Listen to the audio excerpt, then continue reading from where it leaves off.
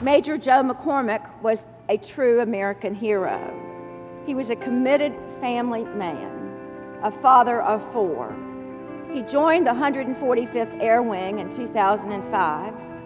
His wife, Heather, told me he loved his job, especially the serving and protecting others. His pastor called him simply a man of gentle strength.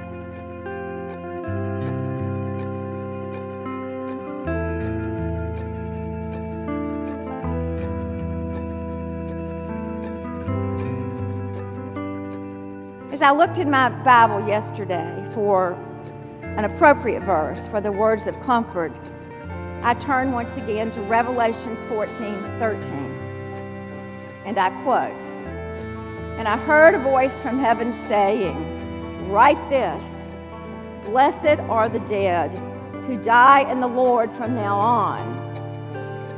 And the Spirit said, 'Blessed indeed are they, that they may rest from their labors, for their deeds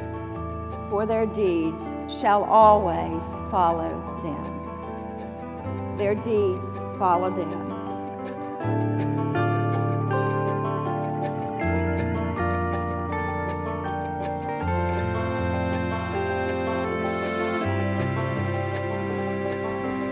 My name is Major James Bodolowski, and Joe is my best friend for the last 6 years. As I thought about what I could tell you about Joe McCormick, if you had the opportunity to walk around the squadron, to walk around Joe's church, or to walk with Joe's family, you would hear things like this. You would hear Joe was honorable. If Joe said something, his word was his bond. He was the most honorable man that I knew. He would share that smile and those bright eyes everywhere he went. You would definitely hear that Joe was dedicated to his family. Joe and Heather's marriage was amazing. Heather, he always put you up on a pedestal. He thought you were the most beautiful woman he had ever seen. And he was in awe of the way you loved your children, you loved him, and the way that you loved other people in the middle of it all. Joe was intensely passionate about his boys. He loved to wrestle with them, loved to play with them, loved to brag about them. They were the greatest boys in the world. When Joe and Heather recently found out that they were going to have the little girl that they have been praying for so many years, Joe was in love with her long before he met her in the delivery room. What I would say about Joe McCormick is that he was my best friend.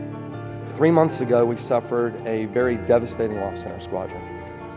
As we walked out of his funeral, Joe said to me, "Brother, if you ever have to speak at my funeral, I want to make sure that Jesus Christ is raised on high." That is what Joe's life was all about. Joe believed with all of his heart the promises in the Bible. Promises such as Ephesians 2:8, "By grace you are saved through faith." Promises such as, "If you confess with your mouth Jesus is Lord and believe in your heart God raised him from the dead, you will be saved." It's because of these promises and Joe's relationship with Jesus Christ that you saw what you saw in Joe McCormick, and that we know that we will see him again one day. I can't wait for that day. What you saw in Joe, he was an amazing man, but you saw his Lord. That's what you saw in everything he did. My glorious one, who lifts up my head, to the Lord I cry aloud, and he answers me from his holy hill.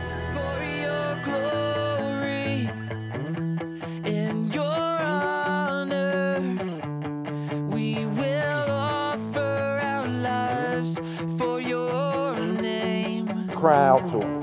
Until your kingdom shakes the nations. You are a shield around me. We'll proclaim, Lord. So tell him he lives, tell him he lives.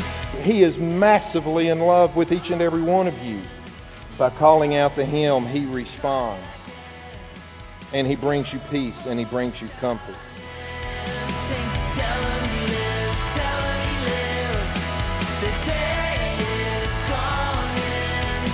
He's coming again, coming again. Cry out to him. Cry out to him. And from the Lord comes deliverance. May your blessings be on your people.